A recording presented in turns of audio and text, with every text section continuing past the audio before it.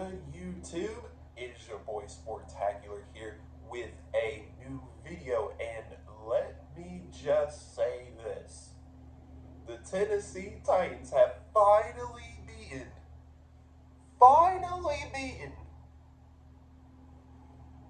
the Cincinnati Bengals. After Burrow won in 2020 in the playoff game, which y'all want to forget about that. And then he beat us last year.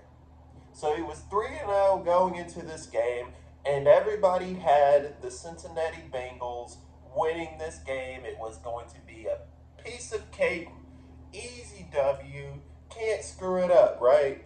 And then the Tennessee Titans come out and just dominate on every level of offense and defense. And literally probably shocked a lot of people. And you know what? I like to bet. I don't like to bet on the Titans, though, because you don't know what they're going to do. You don't know if they're going to win or lose, because that's just this team. They're not consistent. They seem to lose games they're supposed to win, but they win games that they aren't supposed to win. So this is a weird football team. This is a very, very weird football team. I don't know. I bet it on the Bills, and Josh Allen won me $150. Unfortunately, he has to go to, no pun intended, the Bills. So, yeah, it's going to be a rough week for the Bills. Not the Buffalo Bills, just my Bills, like payments and stuff. Like, Josh Allen saved me on those Bills. But honestly, just a dominating win from the Tennessee Titans, man. And I just wanted to start off by saying I am very proud of the way this team bounced back after literally last week. We watched that dysfunctional offense and that dysfunctional defense do its worst. Literally do its worst. But they bounced back, they got the win, and that's all that matters. So great win from the Titans. You're at home. Now the Titans are 2-0 at home. And you would come into the year saying, oh, the Titans are beating the Saints, they're beating the Browns. But they're losing to the Chargers and they're losing to the Bengals. Completely flipping the script of, nope, we're going to lose to the Saints, we're going to lose to the Browns, but we're going to beat the Bengals and Chargers. Okay, that's weird. I just don't get this team, man. They seem to win games they seem to lose games they're supposed to win, but they end up winning games they aren't supposed to win. I don't know, man. This team has got to stay consistent if they want to do anything this year. They got to stay consistent. But the Titans flipped the script, lost 27-3 last week, and now they won 27-3 this week. Weird. And then that same Browns team that was supposed to have this ridiculous defense let Lamar Jackson run all over him. So now the Ravens are good. So that's concerning. And they literally dominated the Browns. And we got to play them in 2 weeks. Yeah, we play them in 2 weeks. Not exactly 2 weeks, a week and a half, something like that. It is Wednesday. I usually do these on Wednesday. But the curse is over for the Tennessee Titans against the Bengals. The curse is over. Burrow no longer owns us.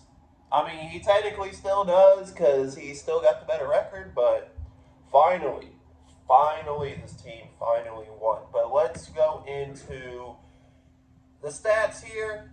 Ryan Tannehill, let me start off with the offensive line. We got to start in the trenches. This offensive line played much better than last week. Andre Dillard played not amazing, but he played good enough for this team to win. And that's all you can ask the guy to do. He has got to step up. You are a starting left tackle in the NFL. You have got to step up. And he answered the call this game. And I've got to say, the man played great. He didn't play amazing because Ryan Tannehill did get sacked, but he did play better. He played much better. Now, can you keep it up? We'll see. I don't want to go back to last week when the guy was letting Myles Garrett just get in the backfield every play. This guy has got to stay consistent. If this team is going to do anything, this guy has got to stay consistent. Andre Dillard has got to play better. It's just one game, and he went up against a weaker defense than the Cleveland Browns. But I will say the guy did answer the call this game. And everybody on the offensive line answered the call of this game after the atrocious game last week. They answered the call of this game, and I gotta say, this offensive line looks to be average. Maybe not quite average yet, but they're getting there. But I want to see more. It's just one game. I'm not going to let this one game get to my head and be like, oh yeah, the Titans have a top 5 offensive line in the NFL. No, that's not going to happen.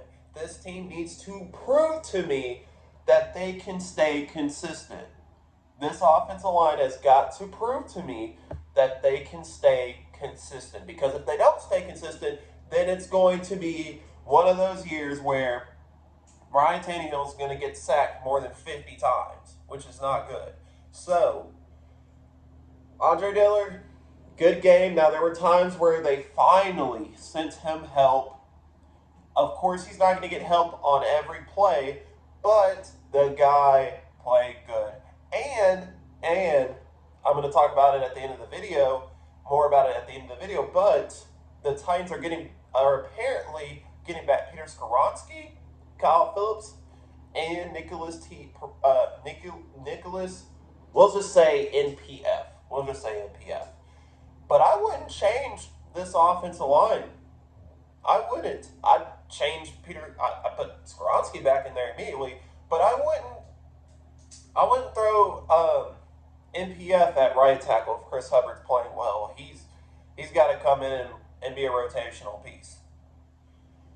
But the offensive line played much, much better. Now, can they do it against the Colts, who probably have a better defense? I wouldn't say they have one of the best defenses, but something tells me they have a better defense.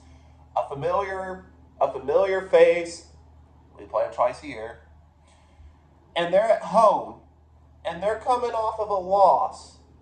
So, they're going to be hungry this game. So, offensive line has got to step up next game. But like I said, I'm going to go over it more at the end of the video when I do a preview of the Colts. But offensive line played much better. They've got to keep it up, though, because they scare me sometimes. And I feel like if they play good one game, they're just going to play absolutely horrible the next. So hopefully they keep it up. Now, let's get into the king himself, Derrick Henry. 22 carries, 122 yards, and 5.5 yards per carry. Whoever said this guy was washed needs a reality check, because this guy continues to be the Lord and Savior himself for the Tennessee Titans. Maybe not all the time, but for today, he played great. And they used him more. And that's what this offense needs. The point of having Henry in there is to open up the play action.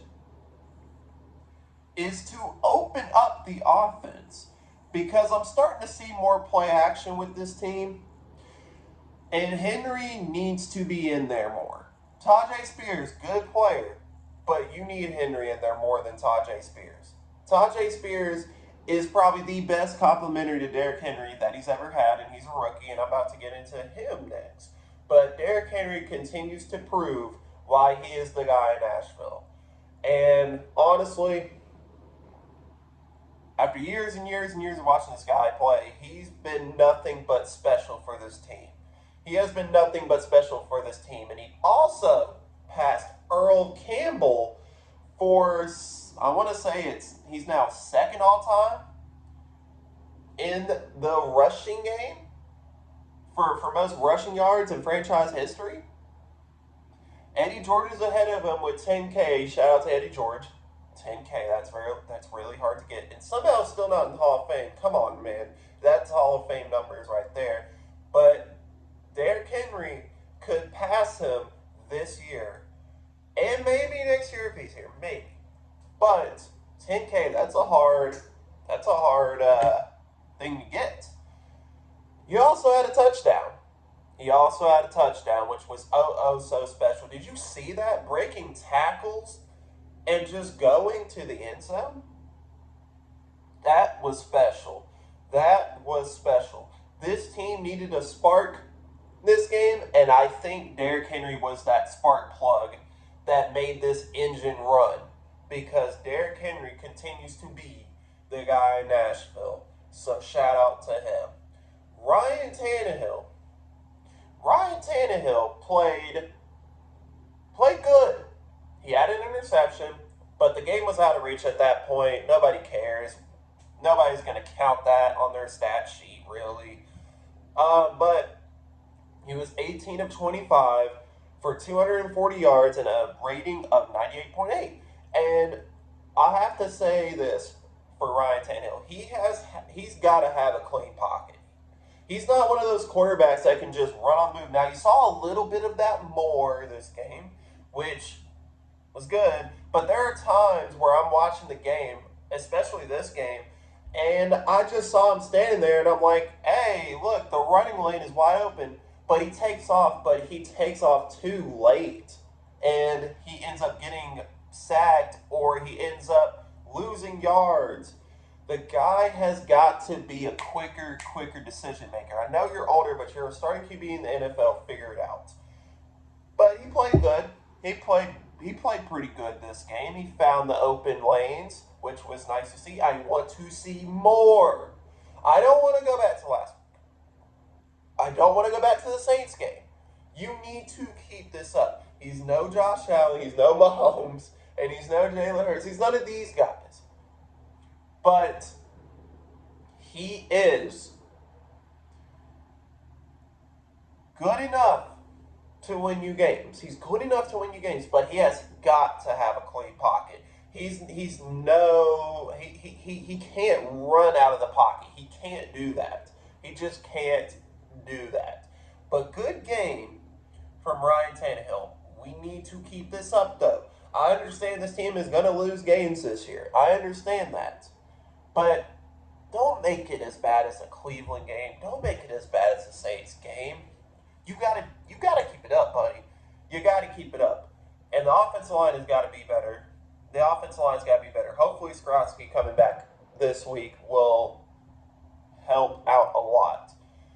Tajay Spears, 5 carries, 40 yards, and 8 yards per carry. 8 yards average. So, let me say this. This guy is the best compliment to Derrick Henry ever. And he's a rookie. Ever. Now, I understand we had Dontrell Hilliard last year, and we thought, okay, maybe this could be the guy because he can catch in the backfield and make big plays at times. However, Tajay Spears is faster, Tajay Spears has more burst, and Tajay Spears is the more well-balanced player. So, for a rookie to come in here and already make an impact for Derrick Henry is crazy. Now, they need to keep the carries consistent with both of these guys. I don't want to see Tajay more. I want to see more of Tajay Spears, but I don't want to see more of Tajay Spears to the point where we just forget we have the guy who ran for 2,000 yards a couple years ago. So we've got to keep these carries consistent between the two guys. I want to see consistency with this team. That is how we're going to win games. That's how we're going to make the playoffs. We gotta be consistent, and this team has not been very consistent so far. So we gotta stay consistent. That's how you get to where you want to go in this league. Now, DeAndre Hop. Or, no. Before I get into that, did y'all see that fumble, though, by Tajay Spears? He picks it up and makes a big play. That was great. I just wanted to cap that off before I get into DeAndre Hopkins. 4 receptions, 63 yards, almost had a touchdown. Just missed him. I don't know if Hopkins couldn't get to it because it was too far away, but he almost had a touchdown this game. He got close. It was close. And this guy continues to be a third down machine. So, great pickup. DeAndre Hopkins did very good this game. And I was even questioning if he should play this game because of the ankle. But he played good. And he played good enough to get this team a dub. So, I like it. Here's an interesting one. NWI, 5 receptions, 51 yards, and had the nice touchdown where he got sturdy in the end zone. It was nice to see that. Him and Chig got sturdy. That was nice. And when NWI is in the role that he needs to play in, he is special. He is catching passes in the slant, which is nice, or on the sideline. The guy continues to be an impactful player for this team. Now, this doesn't mean I want him to be wide receiver 1, 2. I need him to be 4, 5. That is where he needs to be 4 or 5. With Kyle Phillips coming back and with Chris Moore in there making big plays, I'd keep NWI at 4 or 5. So, great game from NWI. Would have won this game without him. Good game. And we all gave him a tough time last year, and that was because he was the 1 or 2 on this team, which is nowhere near where he should be.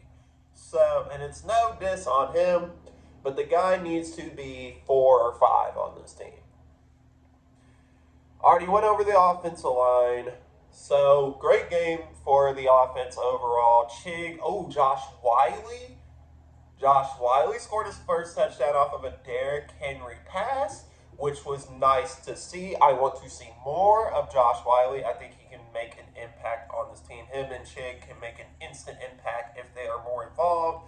Tim Kelly called a good game. I thought he called a good game. And I want to see more from him. So, that is the offense, and I gotta say, the Jeff Simmons offensive play as well was nice to see, too. Don't want to forget about that. But, speaking of Jeff Simmons, he was worth the $94 million that they paid him in the offseason. This guy is special. He is special. You could not have afforded to lose this guy, and this is why you can't afford to lose this guy. Sorry for the rhyming, but you can't afford to lose this guy. You just can't. And if you let him walk, some team would have picked him up like that. So, Jeff Simmons, love to see him getting involved. Love the sack. Way to make an impact, dog. Way to make an impact. And the fact that you came in on an offensive play, how stupid can the Cincinnati Bengals defensive coordinator be? Like, you call a timeout, and they literally run the same formation with Jeff Simmons in there. You know it's a trick play. Derrick Henry just boop, into Josh Wiley for the touchdown. All Jeff Simmons in there was in there to do was to block. That was pretty much it. And he was in there. And the Cincinnati Bengals defensive coordinator literally had a panic attack, called a timeout, and we're in the same formation, and they didn't even change their defense. That's crazy. So maybe the Bengals need to evaluate their defensive coordinator this offseason. So, Jeff Simmons, love to see him getting involved. Nico Autry made plays out there. Love to see that. Azeez Al-Shaair was all over the place this game. Literally, did you see that? He literally had Joe Burrow, when he was throwing the ball, he had him go like this, sideways. That was crazy. Almost roughing the passer, but they picked up the flag. Good job there. And this guy played amazing. I love the pickup of Azeez Al-Shaair. I think he can make more of an impact than David Long did. Not saying David Long didn't, but David Long just was not healthy, and he just seemed disinterested at times. So Azeez Al-Shaair played great, and he looks like he's going to be a good replacement for David Long. So, love to see that. Travis Gibson, a guy you don't normally see out there, got a strip fumble, which was nice. And the Titans celebrate with the drum line in the end zone. Love to see that. Kevin Byard picked it up. Kevin Byard played good as well. And speaking of Kevin Byard, the secondary played much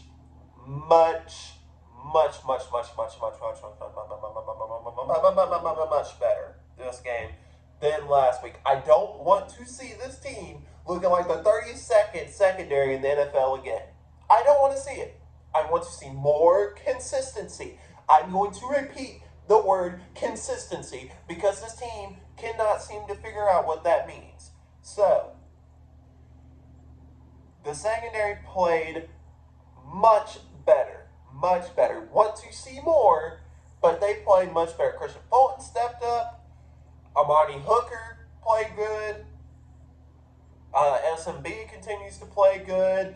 And did you see Jamar Chase? What a bum. An absolute bum.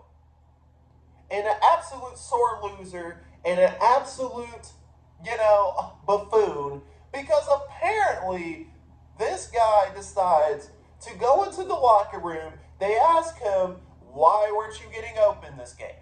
And he was like, I'm open. I'm always effing open.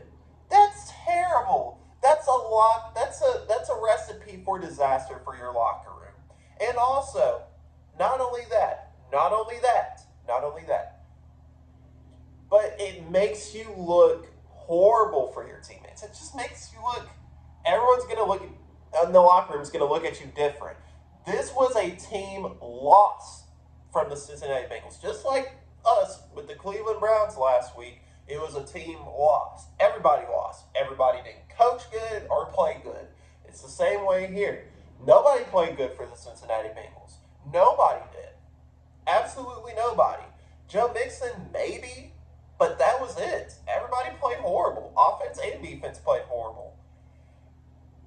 I mean, he's young. He'll figure it out, I guess. But that's just that's horrible. That's horrible. You gotta go in that press conference or that locker room and say, hey man, I didn't play good enough. We'll figure it out down the stretch. That is the more team-friendly answer. But this was just not the comment that you should have made.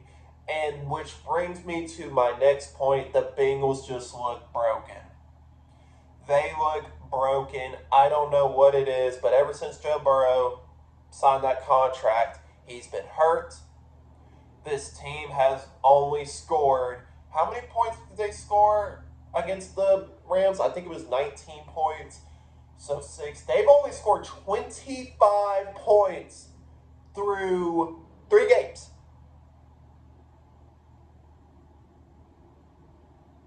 I will repeat that.